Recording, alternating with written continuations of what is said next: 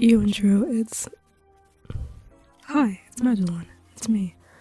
I've been doing a lot of thinking, which is nothing new. I've been thinking a lot for a very long time, my whole life, actually.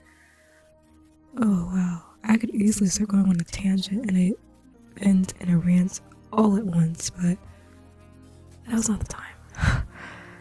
I have just kind of realized a lot about my goals and how I want to present in the world, which is really, really hard. But a great way to start doing that is through YouTube, or specifically just something small, like a video. I might have mentioned this in another video. I don't know if I posted it yet. I definitely haven't. Sometimes I mentioned how playing games, specifically playing Roblox Murder Mystery 2, it's very helpful in discovering a lot about myself, because I don't have to talk, I don't have to interact with people if I don't want to. Instead, I get to focus on things like my confidence and anxiety management in a very small, contained, isolated part of my life. And I think that's super cool. So YouTube is another way for me to do that. But it's a bit more larger because now I am presenting with my face and my voice and overall vibes. Anyways, enough of that. I'm just super excited as I continue to learn more and more about myself, and I've grown to realize a lot about adulting, and I was trying to avoid this rant, but I couldn't help it. I'm gonna summarize it because it's just not fleshed out yet. It's not fleshed out yet. When it comes to growing up, I've realized, as a kid, you develop a set personality, like at a very young age. You start to learn yourself, but then you learn about society and how maybe your personality that you've developed doesn't really fit in. It's not always good, not always bad. It could be, hey, don't hit people, it's not nice. Oh, okay. Or it could be, hey, don't do that, it's not what girls do. Like shit like that. So then the next part of childhood, and probably the rest of childhood, is learning how to, well, for me at least, and I do see a lot of other people as well, is taking your personality, finding a way to fit it into society, and then you become an adult.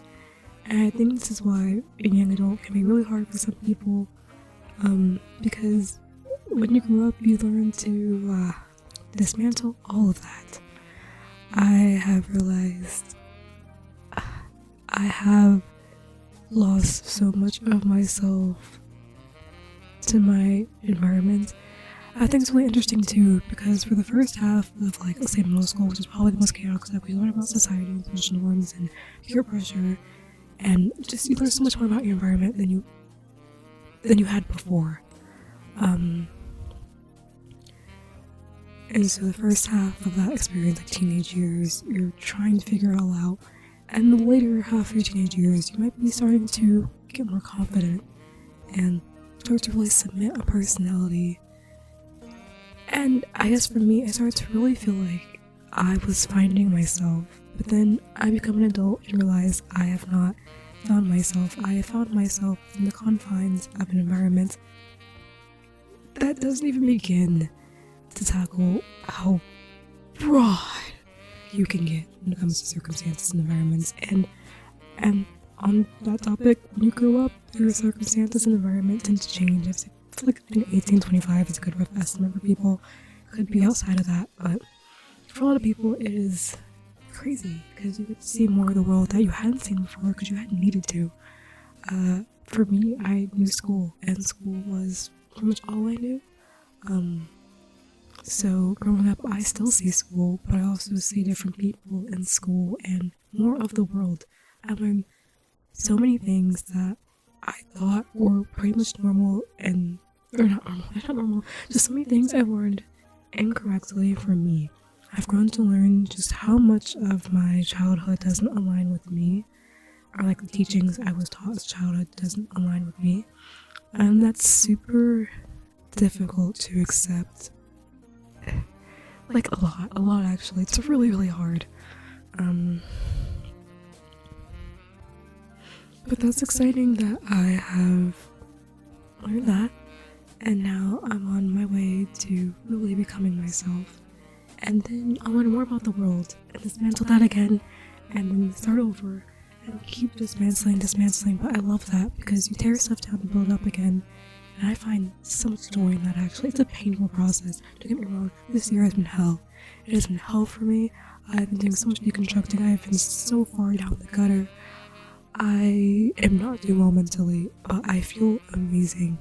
I mentioned this in another video that I haven't even edited yet, but I'm not sure I'm ever going to post it actually, which is actually very angering. I made a really cool video or a poem, but maybe I'll edit it. I think I'm just gonna like make videos and then eventually edit some of them like later down the line when I'm ready to. I don't think I'm ready to share that video yet, and that's all there is to it. That's okay. But anyways, I mentioned I forgot. Oh my god, I forgot.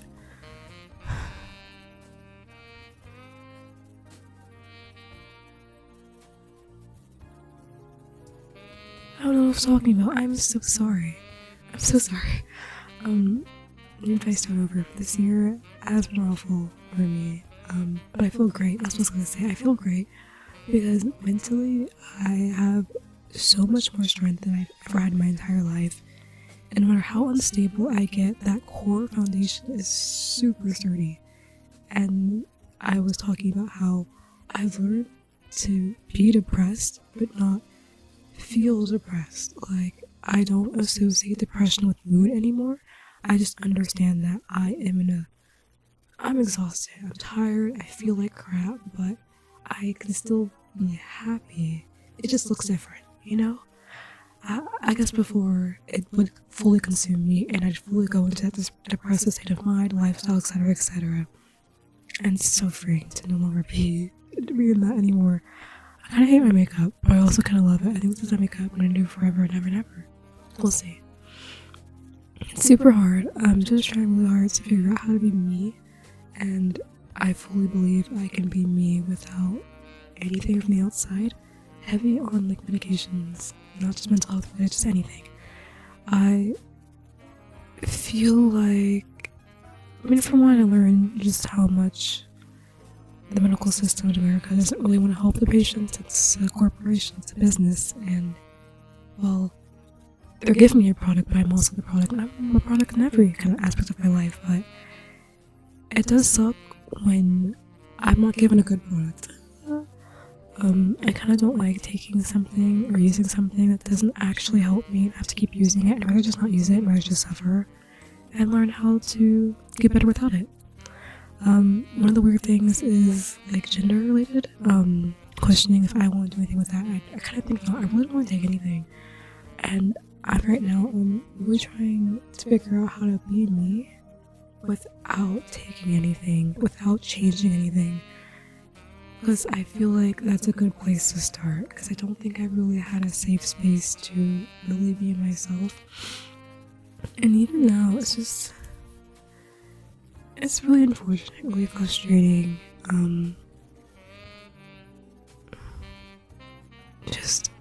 I think I am very different from the people around me, and that could just be because generationally, especially in the family setting, we have passed down certain ideas, beliefs, etc. I didn't say enough words, etc., but whatever, fuck. Sorry. I think so many things have been passed down to the point where no one really aligns with them. We've just continued to... Yeah. What's this? What is this?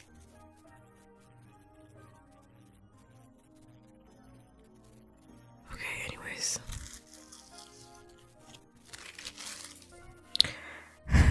This is turning into another video. LOL. This might not be a vlog anymore. I don't know. It might be long.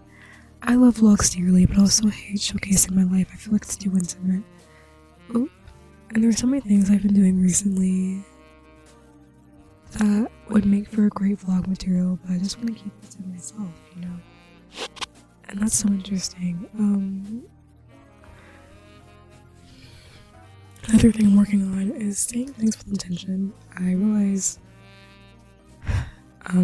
the power of words and how I can say I'm going to do something, but I can have the intention to not actually do it. Like I could say, I'm going to make this song, but I have no intention of actually making that song. I could say I'm going to work on this project, but I have actually no intention to work on the project, and so I'll say it as a way to kind of relieve myself of the guilt of not actually wanting to perform it, maybe. And now I'm working on saying I'm going to do something and actually meaning it.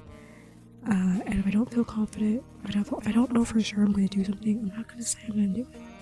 If I'm not confident I'm going to do something, I'm not going to say it.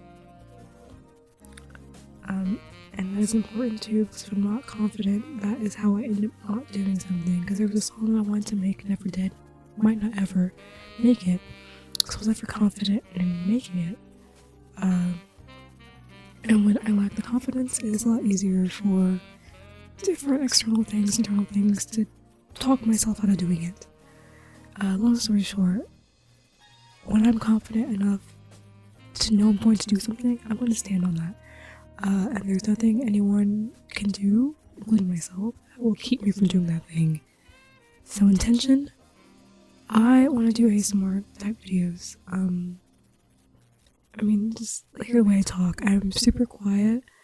I don't even know if this audio is loud enough to actually make a good video. Sorry about that. But I know I talk very quietly, and that's a pretty cool skill. I want to use that to my advantage. It's really interesting in the singing department as well, because I whisper sing as I'm a soft singer. It's really interesting. It's so cool. I feel like I could do a whole lot with that.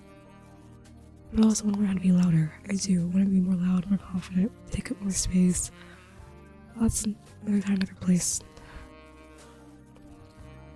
I really worry that I'll make these videos and be so excited, and I'll fade into the abyss. They'll stay in my camera roll forever, and that is fine in some ways, sure. There's nothing wrong with privacy and making a video that isn't going to be posted. I do recognize that, but